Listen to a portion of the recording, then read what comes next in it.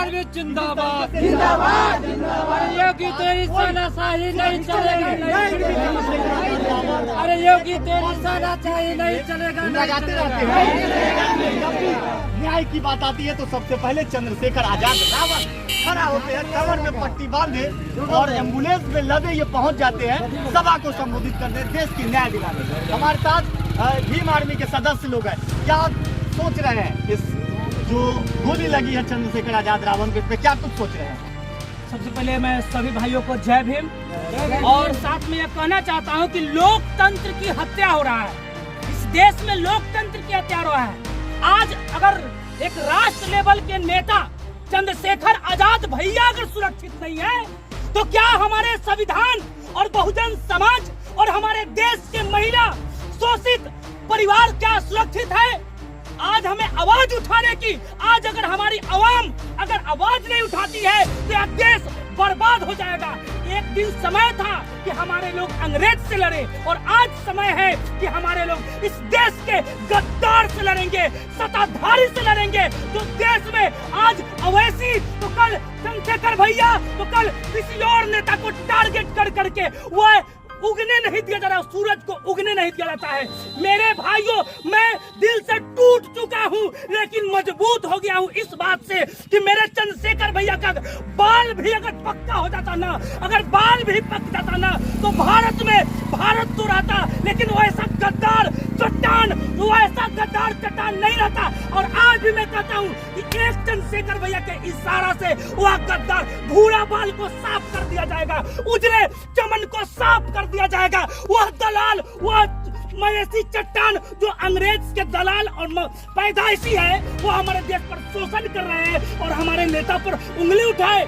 अरे कुछ गुंडा बदमाश को खरीद कर हमारे नेता पर पीठ में वार करने वाले गद्दार, तुम कुछ आगे कर नहीं सकते हो, बाल भी पक्का नहीं कर सकते हो, मैं गारंटी देता हूँ। इतना चिल्ला रहे हैं तो ये तो अपराधी होगा, कोई सरकार के हाथ थोड़े है? नहीं, पूरी तरह से सरकार की हाथ है।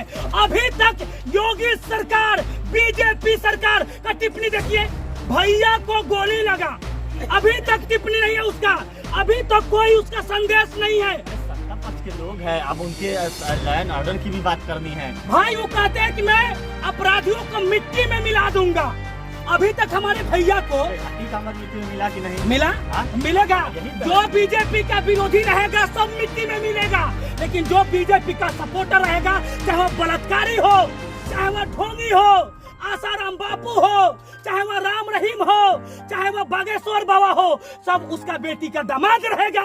लेकिन जो बीजेपी का विरोधी रहेगा वह देशद्रोही है, वह बलात्कारी है, वह देश को बिगाड़ने वाला है, देश को उजाड़ने वाला है। बीजेपी का यही नारा है। अच्छा, चंद्रशेखर भी तो कह रहे थे कि सब लोग शांति रहिए। मेरे चंद्रशेखर भैया संविधान को मानने वाले हैं और हम लोग बाबा साहब के बनाए हुए संविधान को मानने वाले हैं, इसलिए भैया का आदेश है कि शांति रहिए। हम लोग शांति है। भाई दिल में घाव लगी है, यहाँ घाव है, इसको दिखाए तो कैसे दिखाए? शायद वह गोली अगर भैया के कमर से ना होकर सीने पर लगता तो कितना भाई मरता मालूम है? उनके शोक में शायद मरता भी।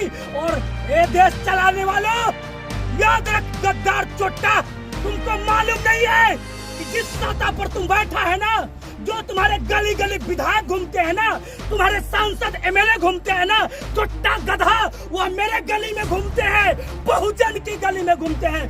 बहुजन की आवाज तुम दबा रहे हो ना, एक दिन बहुजन अगर जाग जाएगा, वही विधायक के पेंदी पर लेगा डंडा तो कहेगा बाप रे बाप चिल्लाएगा। याद रख लेना, अगर भैया का बाल पका हुआ तो तुम्हारा भूरा बाल साफ कर दिया जाएगा। मैं दीपक अम्बेडकर तुमको चेतावनी देता हूँ कि भैया का बाल पका मत करो और जेड प्लस सुरक्षा दो।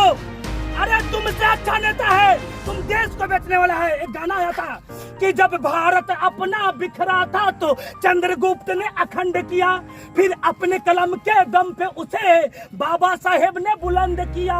उस देश की कुर्सी पे अब तो ऐसा ठग है बैठा कि देश को ऐसे बेच रहा कि नाम पड़ा विक्रेता। वो चाहे बेचते देखो बन गया देश विक्रेता, आया देश विक्रेता। चट्टान तुम देश को बेचने वाले हो, तुम देश के ईमान को बेचने वाले हो। भारत देश में रहते हो और दूसरे देश में जाते हो तो कहते हो मैं गौतम बुद्ध के देश से आया हूँ। अरे अपना परिचय दो ना, मवेशी डॉक्टर, अपना परिचय दो।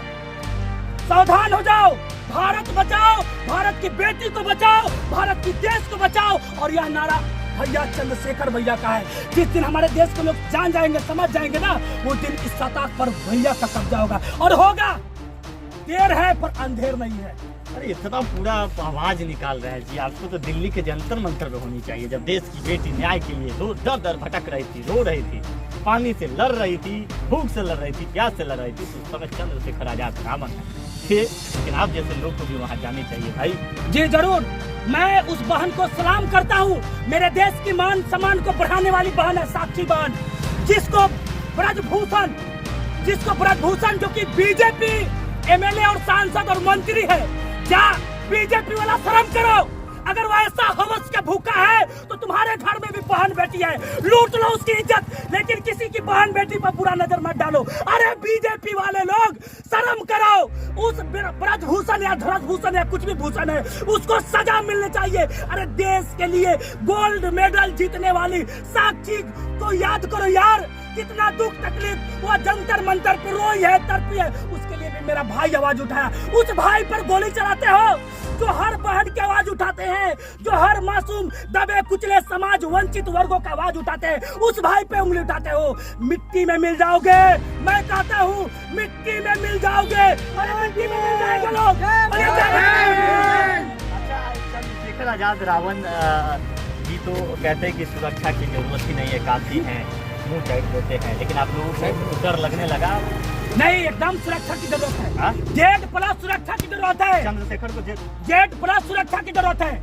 अरे लजू पजू नेता डिप्टी सीएम बन जा रहा है, लजू पजू नेता मुख्यमंत्री बन जा रहा है, जरा पंछुआ करने का लूर नहीं है। कहता हूँ कि बाप का विरासत संभालना है, ससुरा बाप के विरासत पर अपन नाम चमका रहा है। लेकिन मेरा भैया बाप की विरासत पर नहीं, खुद की विरासत बनाया है। और बिहार में, उत्तर प्रदेश में नहीं, पूरे भारत में नहीं, वर्ल्ड में बनाया है। उसको जेड प्लस सुरक्षा नहीं चाहिए। कौन ऐसा नाजायज नेता है भारत का जो उसको जेड प्लस सुरक्षा नहीं दे रहा है? शर्म करो। अरे डूब मरो रे, डूब मरो। तुमको चुल्लू भर पानी में डूब कर मर जाना चाहिए। भैया को जेड प्लस सुरक्षा की आवश्यकता है। चंद्रशेखर जी को जेड प्लस सुरक्षा की आवश्यकता है, एकदम 100%। नहीं मिला ना तो हम सब भाई जेड प्लस बन जाएंगे, सुरक्षा बन जाएंगे। और भैया का एक आदेश पूरे भीम आर्मी भारत को विकास की राह पर लेके जाएगा। हाँ, विकास की राह पर अपना फौज खड़ा करेंगे हम लोग, अपना फौज। लेकिन भैया का आदेश संवैधानिक होता है, जिसकी पालन करना हम लोग का कर्तव्य और धर्म दोनों बनता है। अच्छा, दोनों।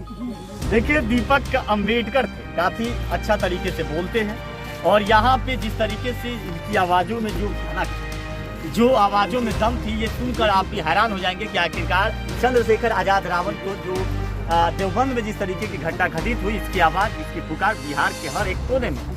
दरअसल हमारे पीछे जो भीड़ देख रहे थे, ये भीम आर्मी की भीड़ थी, और इन्होंने साफ तौर पे भाजपा पे प्रहार करते हुए कहा कि अविलंब जो है जेड प्लस की सुरक्षा चंद्रशेखर आजाद